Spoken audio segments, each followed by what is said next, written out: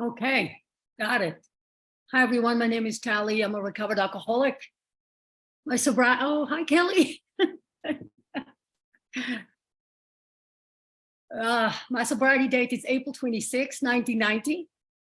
I have a sponsor. His name is Marty J. He's in Canada. He's sober 47 years. Very helpful with his steps and very helpful to me in going back to God time and time and time again. When I think I go to God, I go to any human first, myself included, as the power to help me. And then I'm like, oh yeah, God, that one, the one that gave me life, the one that keeps me sober, that one that help me show up for life from the next, from the first issue to the next and the next and the next. And so I don't know why I've been doing this journey for a while. Why is it that I still have to be reminded that even the 10th step, it says we watch for 4 things and then we do 4 things. And the first thing we do is we ask God at once to remove it. And it's like, why do I want to call somebody first? Because I want to talk about the problem first before dealing with the solution and asking God first. So anyways, I also sponsor a bunch of women and they sponsor other women. And then that's how I keep in the center of Alcoholics Anonymous. I used to say that God keeps me sober, got me sober, keeps me sober, after hearing Ali in Canada talks about it's not God that keeps me sober. It's my relationship with God that keeps me sober. I stand corrected. And I realize that my constant seeking and my constant going back and replenishing and enhancing and deepening my relationship with my higher power to continue to enlarge my spiritual life, that's what keeps me sober. And continuing to enlarge the spiritual life is how the big book talks about Jim in More About Alcoholism, that he made a beginning, but he failed to enlarge his spiritual life. So making a beginning is not enough.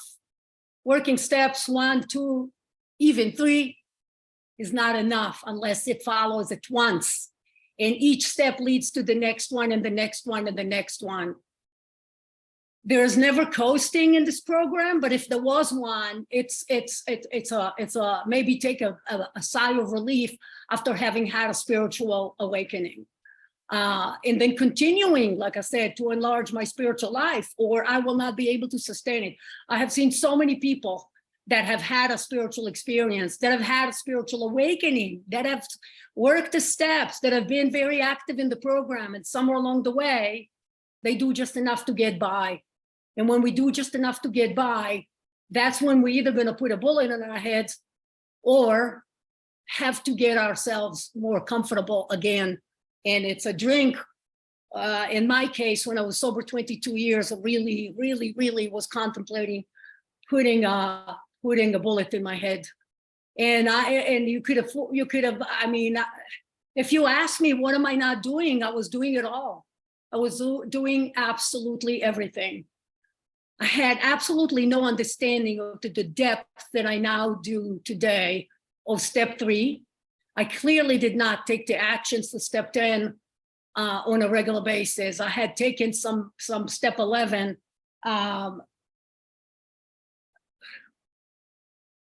for quite some time, but then I was kind of a touch and go.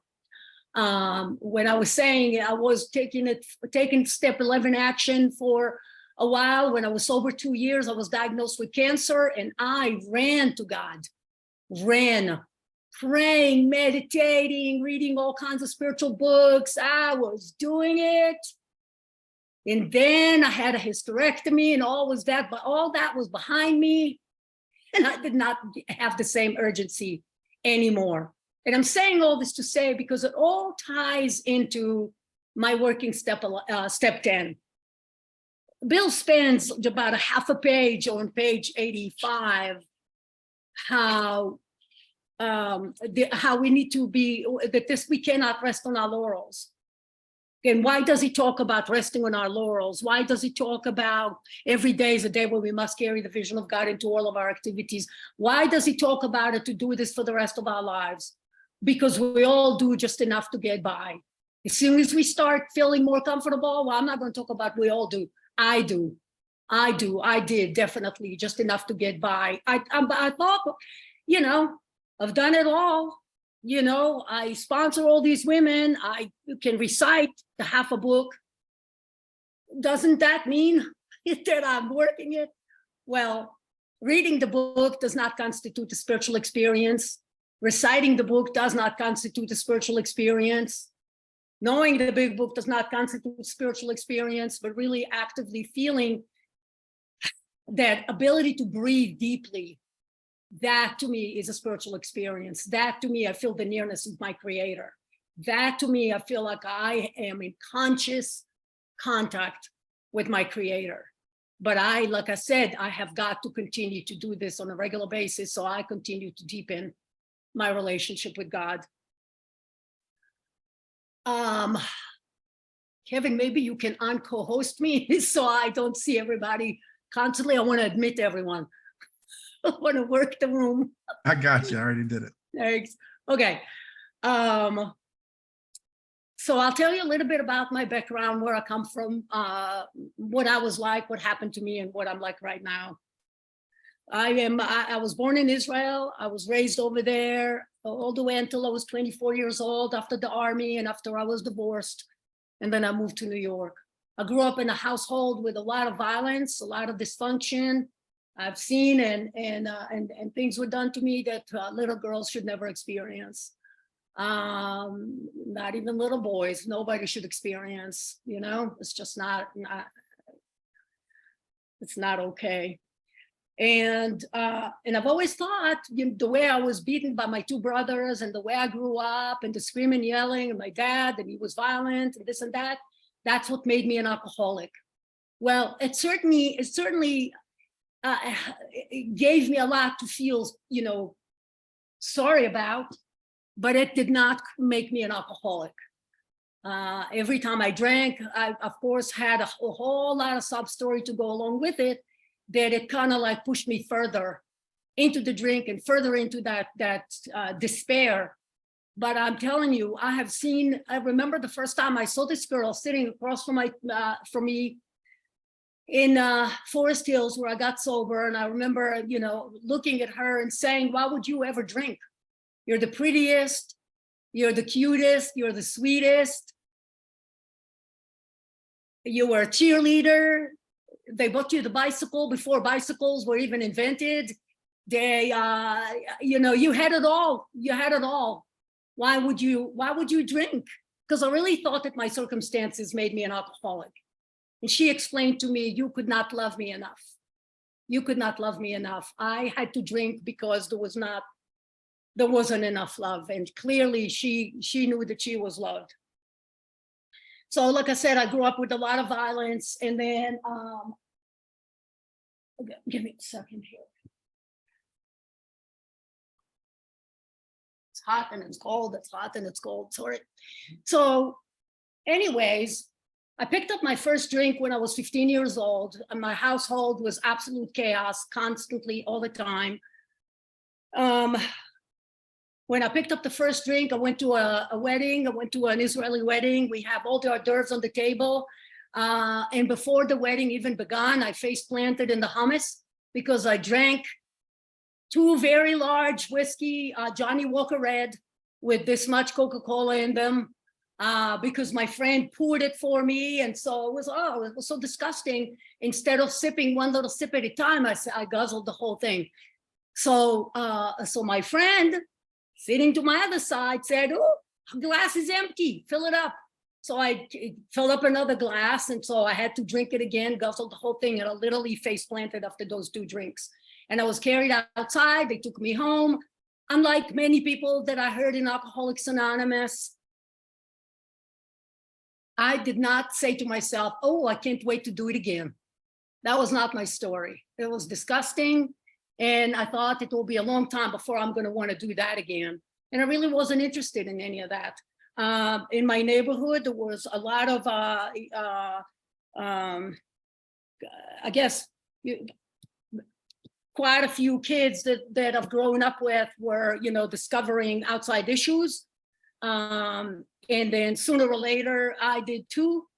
And at that same time, I thought to myself, school is just, they just want you to do what they want you to do.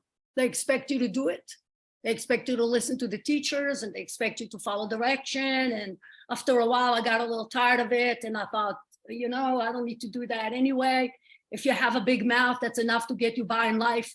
And so I just left school. And so as a high school dropout, in the 9th or 10th grade, I can't even really, I don't even know for sure. And so having left high school and kind of floundered around until I was 18 years old, where I was recruited to the army. In Israel, it's mandatory that girls go for 2 years and guys go for 3 years. And so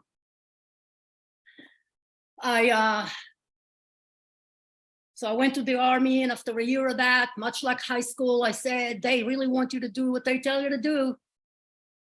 And I've had enough of that. After a year of doing it, I asked my boyfriend, please marry me. I need to get out of this. I can't do this anymore. Too many micromanagers. Although I really loved the division I was in in the Air Force, in intelligence. My boss, my direct boss, was one of the most decorated pilots in the whole Israeli, in the IDF, in the Air Force. And he's a pretty amazing guy. And so after a year of service, I got married and I got out of the army, and I started working at this private membership nightclub. And I met all the rich and famous people, all the actresses and actors, and life had become just one big party. I met a lot of wonderful people. I partied with a lot of them, drank with a lot of them. I met this multi-millionaire young guy, a diamond dealer from Belgium, that was doing business with a diamond bourse in Israel. And fell in love with me, and he took me all over Europe. We went skiing in the French Alps, and we were, went to Paris for one weekend, went to England, went to Switzerland. We just had a wonderful time. And he dressed me from head to toe. He took me to a store straight from the airport where they locked the door, and they spent for 8 hours with me, just dressing me and trying different outfits. And I left over there with maybe 40 shopping bags. And it was incredible. He treated me like a princess. The only problem was I wasn't ready to be treated like a princess. I did not know how to be treated like a princess. What I've seen in my household was far, far from the way he treated me. And I didn't know how to form relationships. And I have behaved. Really, my drinking was not full blown at the time. Still, had yet to develop to the mega size that it then turned out to be before I got sober. But my behavior matched someone who drank a long time, and I did not really know how to conduct myself. One more stupid act, and he put me on an airplane. Shipped me back to Israel, never to talk to me again. And I went back to this private membership nightclub with my tail between my legs, and it was another humiliating experience. And continued to work at this nightclub, and continued to meet fun people and party with all of them, and outside issues and all of that. And life started catching up to me. And at the age of 24, I could not take it anymore. I thought, my gosh, I can't do this. My mom left the country. She moved to New York. She moved to England first, and then she moved to New York. And I just decided I would join her. So in 1984, I left Israel and I moved to New York. And I met I divorced that husband, by the way. And then I met husband number 2. And within 2 weeks, I was already driving a nice car that he bought me. And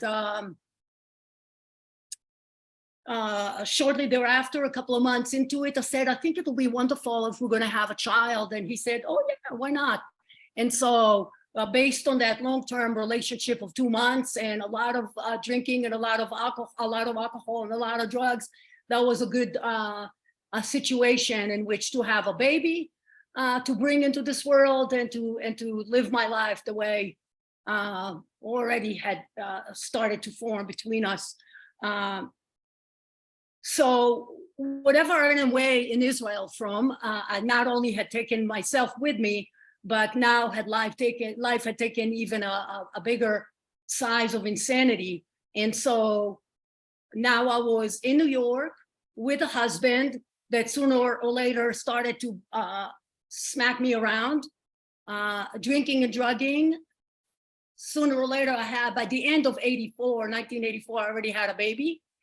And I was married. I had a baby in December of 85, actually. Sorry, I came in 84. At the end of 85, December of 85, I had a baby. And now I had to take care of a baby and myself.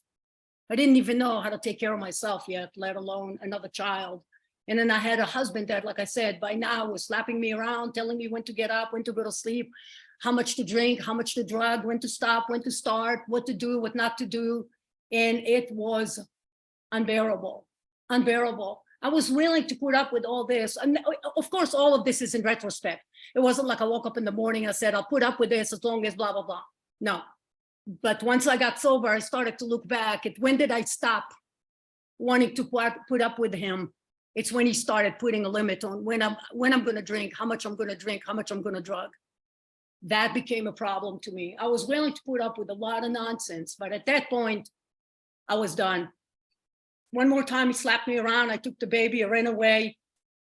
I moved back with my mom. My mom said, good riddance, this guy, he caused everything. And I said, absolutely, absolutely. He caused everything. He started it all. Yeah, see, laughing hard. He started it all, and it's all because of him. He didn't know how bad I was when I was in Israel before I even came to New York. And my mom did not know how bad I was in Israel because she already left the country. So to her, really, good riddance. He did it. And so now, not only that I was living back with my mom, but now I had a baby to take care of. Mind you, let me remind you, I don't have a high school diploma. I don't have a job. I don't even know what I'm doing. I can't take care of him. And now I'm a burden on my mom along with my baby. And because my husband, who I thought had so much money, who for sure he's going to at least take care of his child. No, he said, you're leaving, screw you and the baby. And he never saw the baby again. Well, he saw him a couple of more times maybe, and that was it. My son is 37 right now. So that was a long time ago. My son was 2 when I left him. So you can imagine, never, never, never took care of this baby. And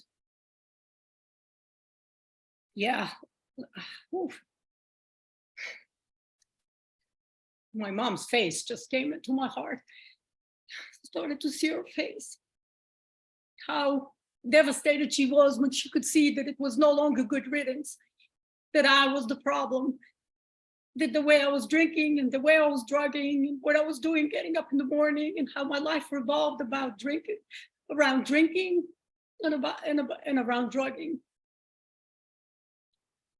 And I sold all my jewelry and all her jewelry.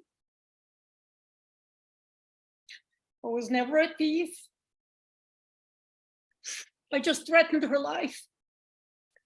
If you're not going to give me, I'm going to take it. I don't know what's worse, to steal from your mom, to slap her around and scare the hell out of her.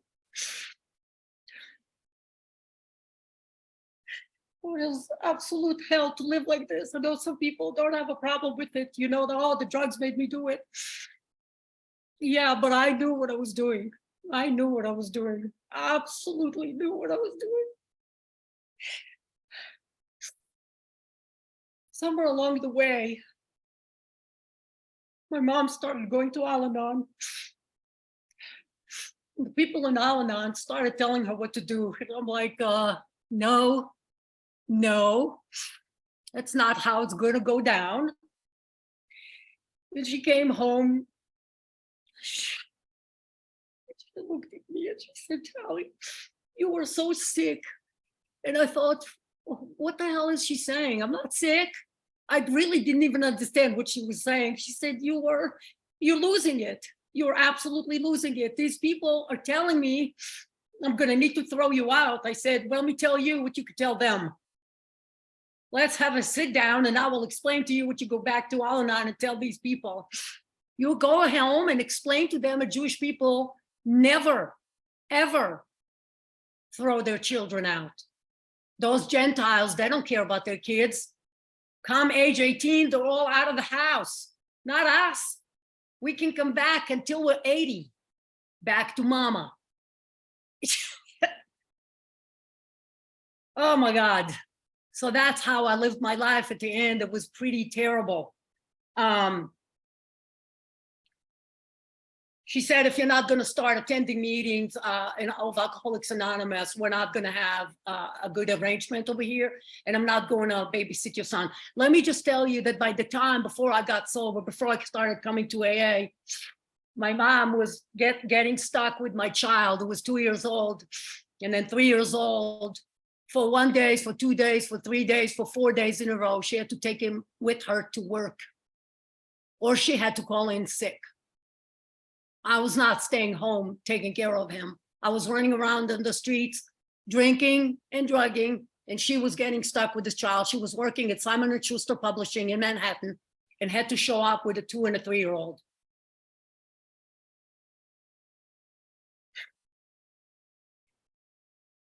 Just imagine the hopelessness that she felt. I can just imagine the despair that she didn't know what to do with him, what to do with me.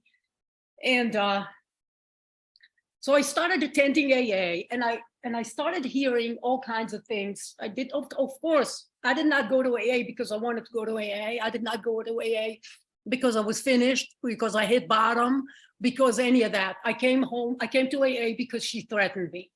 And as I started attending meetings, I started hearing things like meeting makers make it. That is wrong. I was a meeting maker every day, 2 meetings, 3 meetings. And I would leave meetings and I would drink. I would leave meetings and I would drug. Because meeting makers don't necessarily make it. You stand a chance if you are a meeting maker to hear the message, to hook up with a sponsor, to start working the steps, but without the work, that's not going to help. And so I heard that. I heard 90 meetings in 90 days. I heard this is a selfish program. This is a very thick book. Nowhere in this whole book have I seen it says this is a selfish program.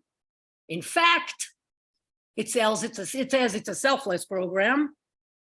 It says that the problem of the alcoholic is selfishness and self-centeredness. That is the root of our trouble, not the branches. The root of our trouble is selfishness and self-centeredness. So there I was hearing all kinds of things that really didn't serve me very well, but I did not quit coming. On April 25th, 1990, I left at midnight and I came home at 2 a.m. I went to get drunk with a friend of mine from Israel. It was one more humiliating experience. He didn't rape me, he didn't beat me, he didn't rob me. There was more drugs, more alcohol, more everything to go around. And my soul left my body. I guzzled a bottle this size of tequila, the whole thing, opened the whole thing and guzzled the whole thing. And my soul left my body and I couldn't get drunk. I didn't even feel a buzz. Didn't even feel a buzz at all.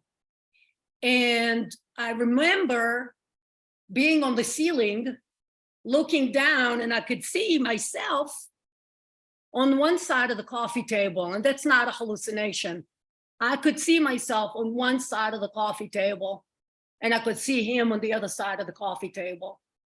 He was doing his own thing, entertaining himself. You guys can go with your imagination. And he was asking me not to hurt me, not to touch me, if I will please just take my shirt off so he could look at me. And my high self-esteem and self-respect, I said, sure, no problem. And I took my sweater off and he was looking at me. And that's what I could see from the ceiling. That's what I could see looking down. And now I know my higher power put me on the ceiling and let me see this. That very power pulled me to my feet and had me sprint home. And as I was leaving, as I was running to the door, he said, where are you going? I'm going to get more drugs, more alcohol. I said, there's plenty more to go. I'm in AA. And it's very funny to say it to someone I just guzzled a bottle of tequila with. But it's not funny at all, because I was in AA, I was just not getting it. There's nothing worse than being so desperate that everybody's getting it and I'm not. And I went home and I just asked God to please kill me. Just don't let me wake up anymore. And the next morning I woke up and I was so upset. Like, what am I going to do? Where am I going to go?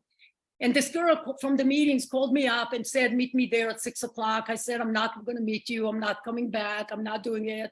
This is not working for me. It's working for all of you. You guys either all of you drank less than me or more than me, but nobody drank like I did. Nobody. Because if you drank less than me, of course you could stop. If you drank a lot more than me, you have to stop. But if you drank like me every day, all day, you can't stop. You can't stop. And so she said, why don't you just stop arguing and just meet me there at 6 o'clock? Well, the meeting doesn't start until 7. What do you want me to do over there? She said, just meet me there. And I got there and I thought she wanted to talk to me about something important. She didn't want to talk to me at all. She just told me, you see all the chairs over there? You're going to set up all the chairs. 300 of them. So I set up all the chairs. And the next night we went to a different home group, Castle Street in Forest Hills, and there were only 250 chairs. She had me set up all the chairs over there. The next day she gave me a mop. The next day she had me set up another 200 chairs. The next meeting, another 300 chairs and 200 chairs and 150 chairs. And every meeting that I go to, it seems like nobody set up any chairs except for me for like a year. Before I knew it, I literally had 30 days. And I could not believe it. Never in my life I had 30 days. And it wasn't because she talked to me about anything. This is what she talked to me. She asked me to tell her a little bit more about my drinking. And I said, I'm a high bottom, I'm highly functional. And she was like, high bottom? You're homeless. I said, I'm not homeless. I live with my mom. And she said, yes, you do. And you're 30 years old and you live with your mom and your child and you don't have a job and you can't hold a job and you can't, no, you're not highly functional at all. So I realized that a lot of things that I thought I knew what's going on with me, not with them, not with her or anybody else, but with me. I had an assumption about a few different things. I realized I was so wrong. I didn't know I was a homeless girl. And now I knew it. I figured there was probably a few other things. And so somewhere along the way, I started working the steps. And I worked, and I'm going to speed up a little bit because I do want to talk about the things that I have learned since. So this is what my life was like. This is what had happened a little bit initially in my journey in AA. When I started working the steps, I thought I did work a very powerful step one. It was experiential. In my gut of guts, I knew exactly that when I start, I can't stop. I knew 100% that when I stop, which I never did, but if I did, I will start again, absolutely. When I was forced to quit for like a week because I ran out of money or out of people or out of situations, it was only a matter of minutes before I could pull my skin off. I had to get drunk again. So I knew that what happens to me with alcohol, and I knew what happens to me without alcohol. That's step one. Step two, somebody said something very silly. They said, don't worry about step two, just visualize some sort of a God. Believe that I believe and you got a God. That's not enough. That's really not enough. Once I started getting into the chapter We Agnostic, and I could tell you what I've seen in it. Some of the things that it says in We Agnostic on page 46 on the bottom, it says, the bottom paragraph, the third line, it says, our own conception, however inadequate, was sufficient to make the approach and to affect our contact with him. So but I have to start somewhere, and I have to start with some inadequate concept of my God. But I had to start somewhere. It has to start. Page 47 on top, it says again, we mean your own conception of God. This applies to other spiritual expressions which you find in this book. Then the next couple of lines, it says, at the start, this was all we needed. And that they're talking about asking ourselves what the spiritual concepts mean to us. At the start, this was all we needed. And then it says at the start, this was all we needed to commence spiritual growth, to affect our first conscious relation with God as we understood him. So it explains to me that I make a beginning, and it could be very, very limping. I do not have to have a solid foundation with my God, but I have to start somewhere. And the most important thing happened to me on page 55, because I started to see that actually we're fooling ourselves. So deep down in every man, woman, and child is the fundamental idea of God. Fundamental idea of God. I remember being 12, and this dawned on me a few years ago, that my family laughed at the existence of God, that there isn't any. What are you talking about? Look at that. How did we have a Holocaust if there was a God? How did we have this? How did we have that? How did these things happen if there is a God? There is no God. Well, when I read this, in every man, woman, and child, I remember being 12, begging my family to light candles for Sabbath. Let's believe in God. Let's go to synagogue. Let's do what the neighbors do. And again, they laughed at me. That was at least my fundamental idea of God, is somewhere I want to believe. And my family said no and put that ember out. And so I let it go for a while. Then further down, it says, we finally saw that a faith in some kind of God was a part of our makeup, just as much as the feeling we had for a friend. Sometimes we had to fearlessly search. So when the book asks me, what is some of the action that I need to take for step 2? It said, don't let those spiritual concepts deter you from actually asking yourself what they mean to you. But more specifically, on page 55, it says sometimes we had to fearlessly search. So I had to ask myself, how am I going to fearlessly search today, sober 33 years? How am I going to continue on my search? Because I cannot just settle for a beginning. I cannot not enlarge my spiritual life. I have to continue at depth. So that for me was step 2. No prejudice I can afford to have. No prejudice whatsoever. I have to come to grips with it, and I have to continue to develop from here. The last line on page 57, it says, when we drew near to him, he disclosed himself to us. That stupid thing, I have to disconnect. I don't know how to disconnect those. Sorry about the sound. That sounds great. Okay. So when we drew near to him, he disclosed himself to us. I'm very grateful to say that God continues to disclose himself to me, and I continue to enlarge on this view. Remember, I was telling you that at 22 years, I wanted to put a bullet in my head. What had happened to me is once I got a year sober, I started going to school. I got a GED, I got a 2-year degree, I got a 4-year degree, I got a doctorate degree. I opened a clinic, I moved to Georgia, I became a doctor of chiropractic, and I was taking care of a lot of patients. I bought a house, I had a boyfriend, I bought the car, started having some money in the bank, and I wanted to kill myself. And I kept asking, what is wrong with me? Why are you happy and I'm not? Why do you have a God and I do not? And I'm telling you, the lack of understanding for step 2 is what I just went through right now. What else was missing in my life? And I had a woman, a gracious lady that took me on, Katie Parker from Texas. Some of you might have heard her. Took me through the steps and took me through this unbelievable transformation, reading the 3rd step for me, pages 60 to 63, line by line, by line, by line. And I could tell you, I had never taken the 3rd step. And this is why, because when I got sober, what they said, don't worry about step 3 either. Get on your knees, say the 3rd step prayer, and you are done. No, there's so much stuff that I run the show. I am self-reliant. If people would only do as I wish, the show would be great.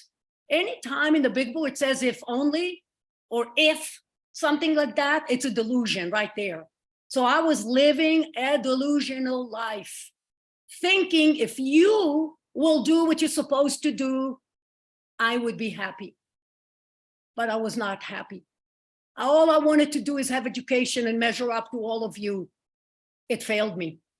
I wanted to have a house. It failed me.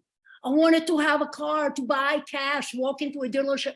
Failed me. The boyfriend failed me. Everything failed me. Inventories galore. All those years, a ton of them.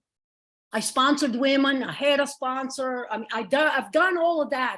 So what else was lacking in my life?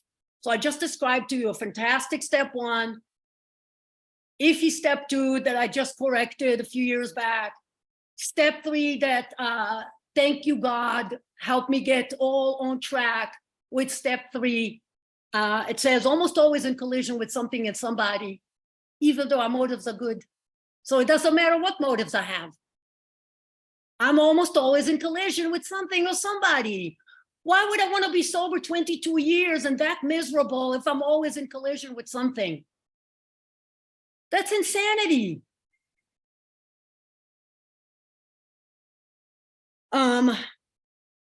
This is not my phone, by the way. This computer is doing this. I don't know what it's doing. And then, so that's step 3. When I got into, by the time I got to the 3rd step prayer, after having learned what's in those few pages, my whole life changed. Because by the time let's turn my phone off so that will stop it.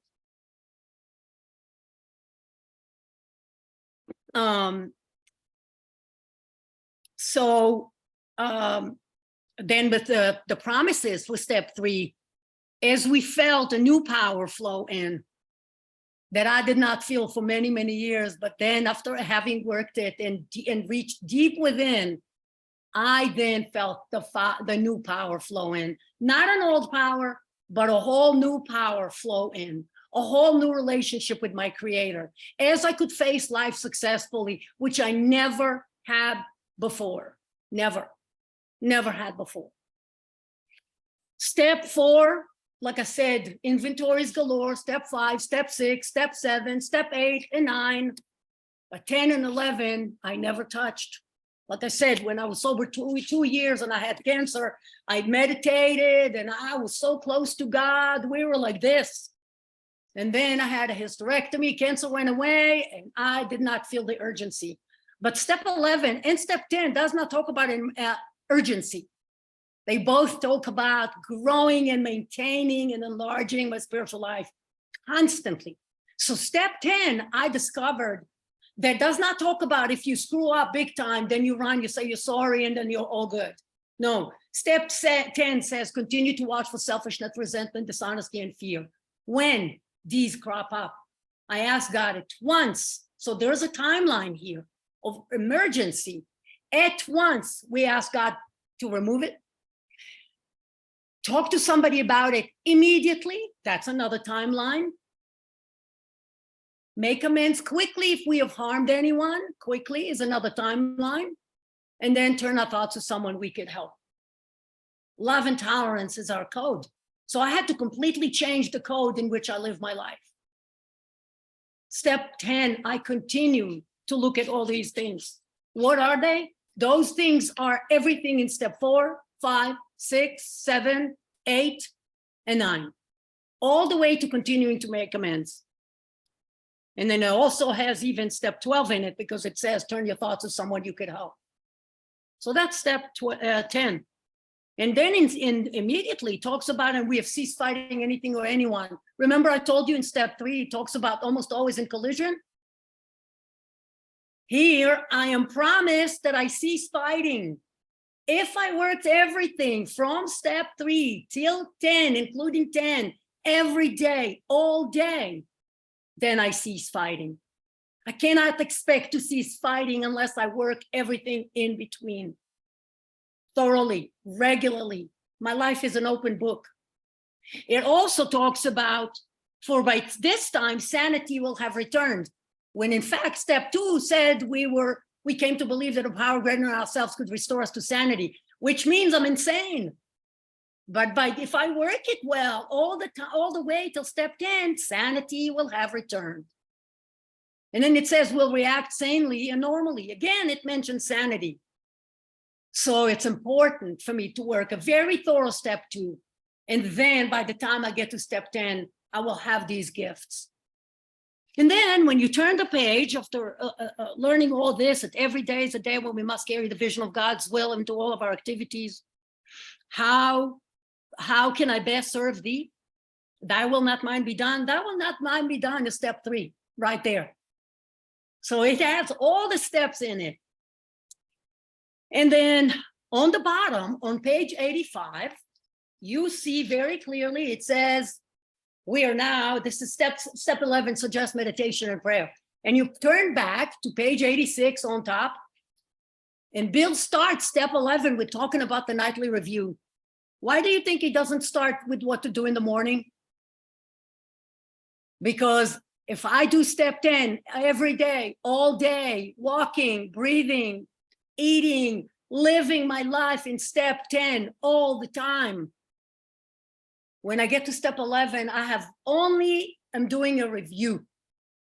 It's a nightly review, and I'm reviewing my day. I don't start making amends at 10 o'clock at night because I worked it all in step 10 all throughout the day. Step 11 nightly review is meant to be like a scaffolding. If I'm a construction worker and I drop this, a hammer, the scaffolding on the bottom below and the bottom below will catch and catch and catch whatever I left undone. I always have another level of let me catch this, let me catch that. If that fell through the cracks, I'm going to find something else and I'm going to grab it.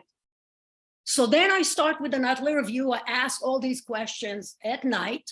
I answer them. I have a notebook. I do it. I did it for quite a few years in writing every single question. Now I pick out a couple of things that I know I might have fallen short. Let's say I did have a resentment. Let's say I did live in fear. Let's say I had a delusion or dishonesty within myself or even with you. Then I know how to catch it. And then I know that if I did not catch it in step 10, at step 11, I have a chance to catch it and to work it through. At the end of step 11 nightly review, Bill says, we ask God forgiveness and ask him what corrective measures should be taken. And then I go to sleep. It's been a day well lived. I'm going to throw this computer as soon as I'm done speaking. And so when I go to sleep and I ask God what corrective measures should be taken, when I wake up in the morning, the answers will come. I wake up in the morning, I'm like, oh, I know what to do. I didn't have to get all bent out of shape. The answers came overnight. God works it, not I. In the morning, the answers are there. And only then do I see on the bottom of page 86, it says, on awakening, let us think about the 24 hours ahead. Before we begin, we ask God to direct our thinking, asking especially that it'll be divorced from self-pity, dishonest, and self-seeking motives. Boom. I know how to live. Before I even set foot off the bed, then I get up, I consider the plans for the day, and then I ask God for help. When I consider the plans for the day, I said the 3rd step prayer, the 7th step prayer, some other prayers. I started lately looking at YouTube to find some ways, all the prayers that the us Jewish people have to say.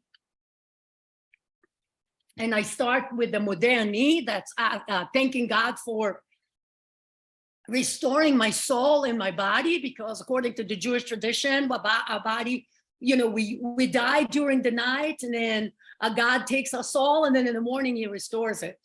Some people, their soul is not restored. They don't wake up in the morning. I thank God for waking me up in that morning and giving me all the gifts and all this amazing program, amazing you people, an amazing way for me to live my life.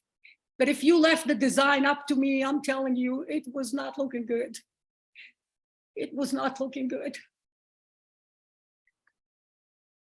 It also gives me tools what to do throughout the day with step 11, when I fall short, when I get agitated. Many times throughout the day, asking God for help. When agitated or doubtful, the number one thing I don't do very frequently enough is pause. I need to pause. I need to pause more often. I need to invite God into my breathing. When I take a deep breath and God into me, I intuitively know what to do. I've been living this program long enough to know, and that practice over time becomes second nature. I don't have to be the first one to talk. I don't have to be the first one to say something. I don't have to finish your sentences for you. And life is just okay like that. That's a lot less effort on my part. And it warns me severely. On page 88 on top, it says, we are in much less danger of excitement. Wow. Excitement is not a good thing for us. Excitement, fear, anger, worry, self-pity, or foolish decisions. And so I live my life according to this program, and life is completely different, and it is well lived. Kevin, thank you, thank you, thank you. I loved seeing all your faces. Some of you are just so forgiving and kind and loving, and I do appreciate all of you. Thank you so much.